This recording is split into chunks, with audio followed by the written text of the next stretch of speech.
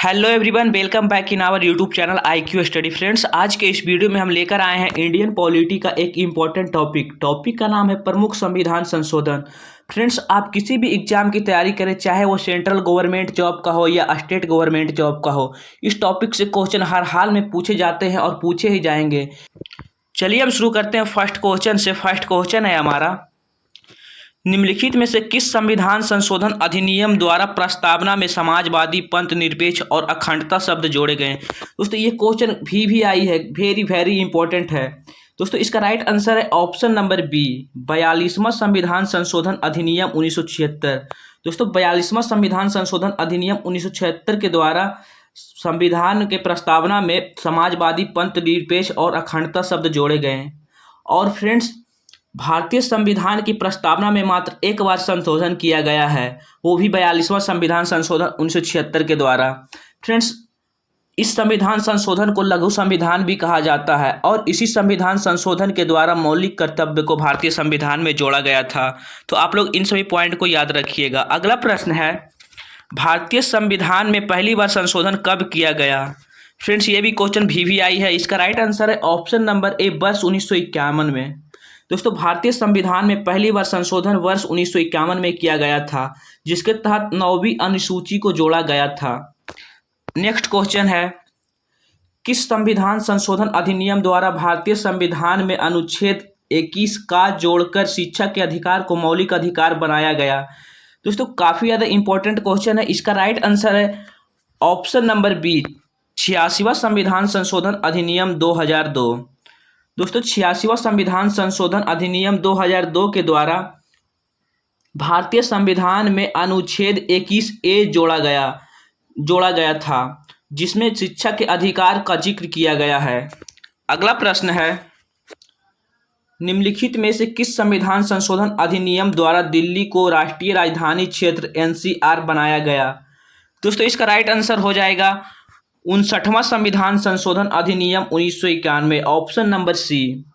Option number C इसका right answer है। और दोस्तों, 59वां संविधान संशोधन अधिनियम 1991 के द्वारा दिल्ली को राष्ट्रीय राजधानी का क्षेत्र बनाया गया था और इसी संविधान संशोधन के द्वारा दिल्ली के लिए विधानसभा और मंत्री परिषद का प्रावधान भी किया गया था।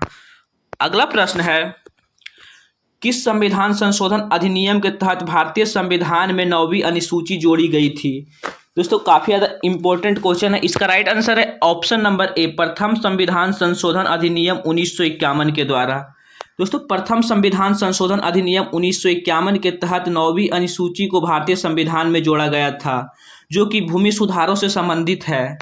नेक्स्ट क्वेश्चन है, किस संविधान संशोधन अधिनियम द्वारा भारतीय संविधान में 10वीं अनुसूची को शामिल कर दल बदल संबंधी प्रावधान किए गए?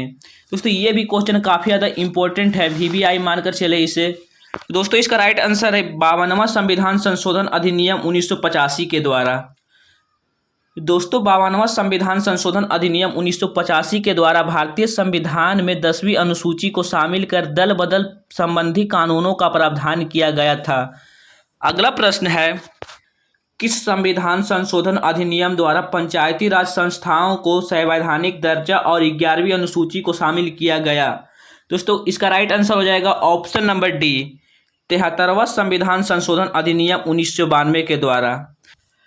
दोस्तों, 73वां संविधान संशोधन अधिनियम 1992 के द्वारा 11वीं अनुसूची को भारतीय संविधान में जोड़ा गया था, जिसमें पंचायती राज संस्थाओं के बारे में बताया गया है और इसी अनुसूची में पंचायती राज संस्थाओं से संबंधित 29 विषयों का जिक्र किया गया है।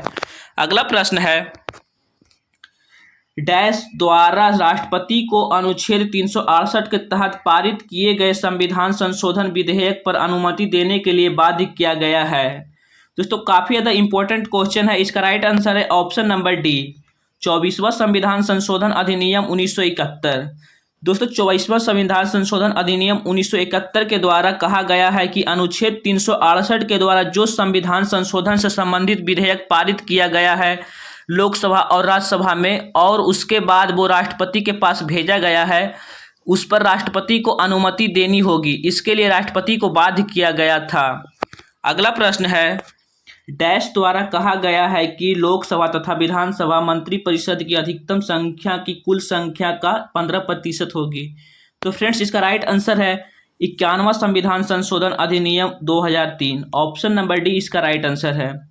फ्रेंड्स 91वां संविधान संशोधन अधिनियम 2003 के द्वारा कहा गया है कि लोकसभा और विधानसभा मंत्रिपरिषद की सदस्य संख्या उनकी कुल संख्या के 15% के बराबर होगी या उससे नीचे हो सकती है, इससे ज़्यादा नहीं हो सकती। अगला प्रश्न है, निम्नलिखित में से कौन सा संविधान संशोधन अधिनियम राज्यों का पुनर्गठन से संबंधित है। दोस्तों वीवीआई इंपॉर्टेंट क्वेश्चन है। इसका राइट आंसर है 7वां संविधान संशोधन अधिनियम 1956। दोस्तों 7वां संविधान संशोधन अधिनियम 1956 के द्वारा भारतीय राज्यों के पुनर्गठन किया गया था।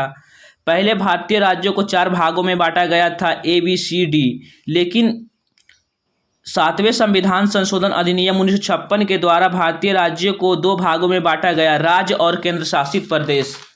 वर्तमान में भारत में 28 राज्य और 8 केंद्र शासित प्रदेश हैं।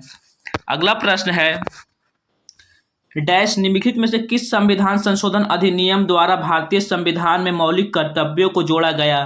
दोस्तों काफ़ी ज़्यादा इंपॉर्टेंट क्वेश्चन है। इसका राइट आंसर है ऑप्शन नंबर बी 42वां संविधान संशोधन अधिनियम 1976 के द्वारा।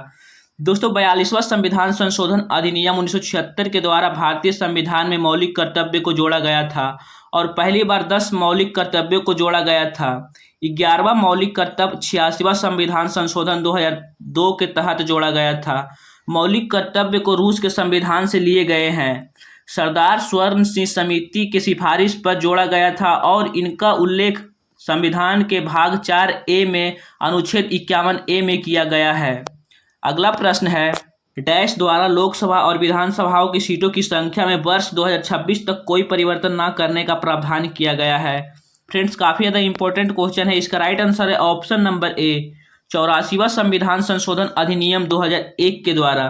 दोस्तों 84वां संविधान संशोधन अधिनियम 2001 के द्वारा प्रावधान किया गया है कि लोकसभा और विधानसभा की सीटों में वर्ष 2026 तक कोई बदलाव नहीं किया जाएगा। अगला प्रश्न है, डैश किस संविधान संशोधन के तहत सिक्किम को भारत में पूर्ण राज्य के रूप में शामिल किया गया। दोस्तों काफ़ी ज़्यादा इंपॉर्टेंट क्वेश्चन है। इसका राइट आंसर है ऑप्शन नंबर ए 36वां संविधान संशोधन अधिनियम 1975 के द्वारा। दोस्तों 36वां संविधान संशोधन अधिनियम 1975 के द्वारा सिक्किम को भारत में पूर्ण राज्य के रूप में शामिल किया गया था। अगला प्रश्न है, 74वें संविधान संशोधन अधिनियम 1992 का संबंध किससे है।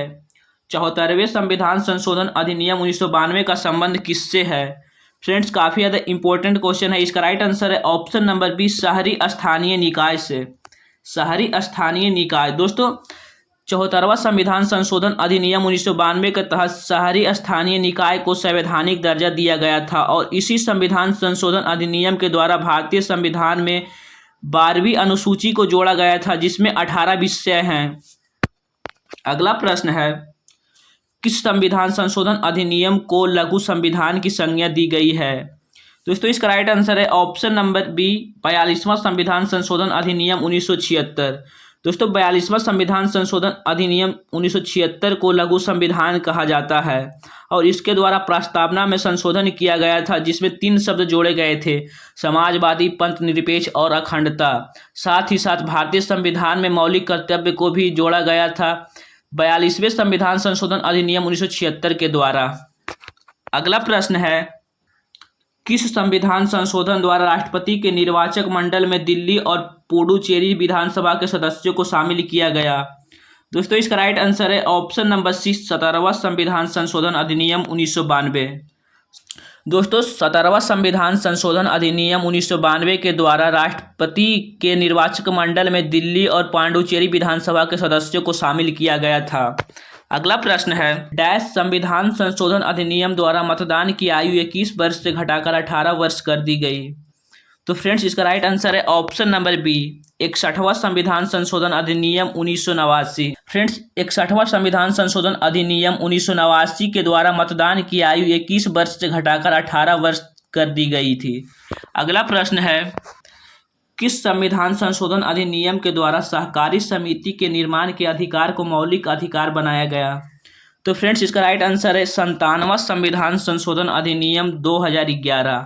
ऑप्शन नंबर ए इसका राइट आंसर है। दोस्तों 97वां संविधान संशोधन अधिनियम 2011 के द्वारा सहकारी समिति का निर्माण के अधिकार को एक मौलिक अधिकार बनाया गया, जिसका उल्लेख अनुच्छेद 19 में किया गया है और इसी संविधान संशोधन के माध्यम से भारतीय संविधान में भाग 9 ख को जोड़ा गया था।